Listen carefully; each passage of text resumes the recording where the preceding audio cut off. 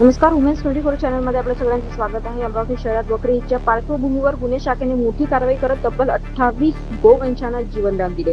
विविध भागात कुर्बानीसाठी आणून निर्दयतेने बांधून ठेवलेल्या गोवंशाची सुटका करण्यात आली.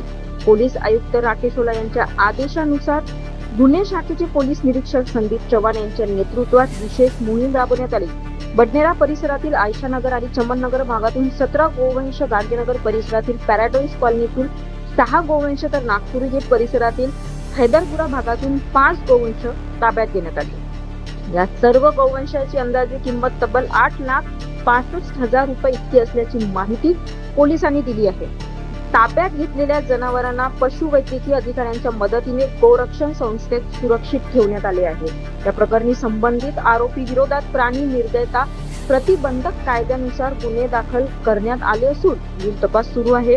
बकरी ईदच्या पार्श्वभूमीवर अवैध गोवंश वाहतूक आणि कत्तलीवर नियंत्रण ठेवण्यासाठी अमरावती पोलिसांची विशेष मोहीम सुरू असल्याची यावेळी स्पष्ट करण्यात आले.